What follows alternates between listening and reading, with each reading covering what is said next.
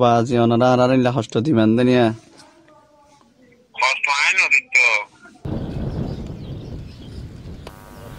রামুর জোয়ারিয়া নালায় এক যুবককে ৩০,০০০ টাকা কিনে নেয় এক দালাল। আবার বিক্রি হওয়া যুবককে আরও বেশি দামে কিনে নেয় দালালদের অন্য একটি চক্র।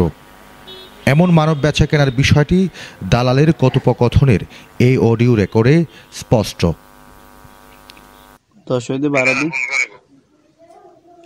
বাজি ওনারা আর ইল্লা কষ্ট দিবেন দুনিয়া ওনারা নয় ওনারা যদি মনে করেন ইতার আল্লাহ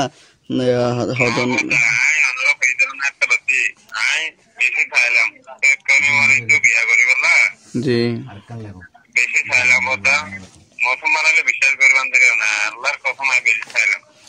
এখন আইন তো নছিলাম আই তো আসছি মনে করেন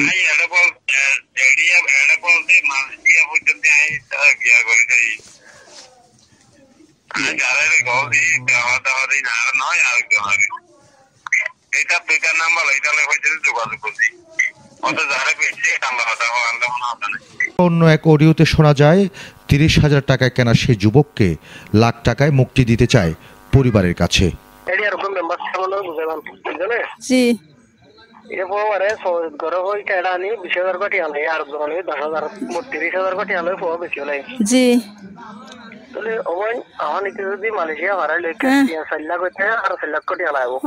এভাবে সাগর পথে মালয়েশিয়া নিয়ে যাওয়ার কথা বলে মানব পাচারকারী চক্রের হাত বদল হচ্ছে বেকার যুবকরা। গেল কয়েকদিন আগে কয়েক দফায় বিক্রি হওয়ার পর মুক্তিপণ দিয়ে ঘরে ফিরেছে ১১ জন। আবার মুক্তিপণ না দেয়ায় এই দলের একজনকে মেরে ফেলে মানব পাচারকারীরা। আজ যে গাড়ি করে লেগে তার নামে জাহাঙ্গীর আলম ইতার বাইরে সুরাইয়া ইতারা সুস্থ ভাবে সুরাই বেন হয়ে লেগিয়ে দেয়।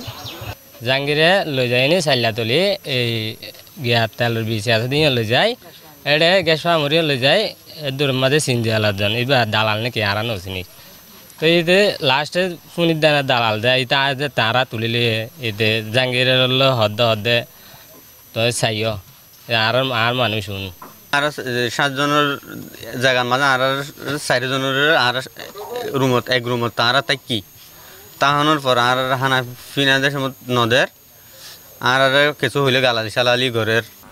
সম্প্রতি দালাল চক্রের এক সদস্য জাহাঙ্গীরের সাথে কথা হয়, যদিও পাচারের সাথে নিজের জড়িত থাকার কথা অস্বীকার করেন তিনি।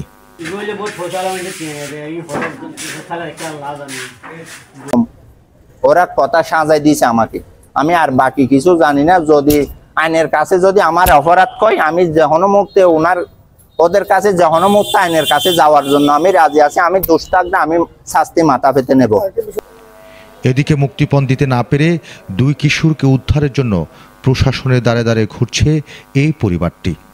তাদের দাবি মালয়েশিয়া নিয়ে যাওয়ার কথা বলে তাদের 2 কিশোরকে বিক্রি করে দিয়েছে দালাল চক্র। আমাদের এলাকাতে মেম্বারের সাথে যোগাযোগ করলাম, চেয়ারম্যানের সাথে যোগাযোগ করলাম, এরপরে মানে থানাতে গেছি। থানাতে যাওয়ার পর ওখানে জিডি করলাম, জিডি করার পরে তারপর আবার র্যাবের কাছে গেলাম, ওখানে ওদেরকে একটা দরখাস্ত দিলাম। আইন শৃঙ্খলা বাহিনী আছে তাদের কাছে আসছি যেন আমাদের সুন্দর একটা সমাধান বের করে দেয়, আমার ভাইকে উদ্ধার করার ব্যবস্থা করে দেয়। আর মাঝে কল করলে হয়তো টিয়া দিলে তো আর ভয়া দি ফেলাইব তো ফুয়ারা হতা হওয়া যায় না। হতা হওয়া দিতে হলে হতা হয়তো 5 লাখ টাকা দিলে হতা হইনি পারিব এ বিষয়ে পুলিশ বলছে তারা মানব পাচারকারী চক্রটিকে ধরতে চেষ্টা করছে। এই চক্রগুলো প্রায় সময় এই ধরনের ঘটনা সংঘটিত করে এবং এদেরকে আমরা প্রায় সময় গ্রেপ্তার করে আইনের আওতায় আনি, মামলা দিই।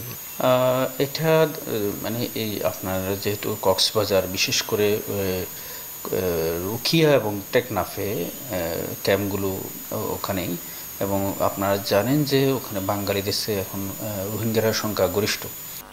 কক্সবাজার সদর, রামু, উখিয়া, টেকনাফের বিভিন্ন গ্রামের বেকার যুবকদের টার্গেট করে দালাল একটি চক্র, আর তাদের মালয়েশিয়া নেওয়ার নামে বন্দি করে চাওয়া হয় মুক্তিপণ। গেল শুক্রবার এমন 12 জনকে জিম্মি দশা থেকে মুক্ত করে পুলিশ।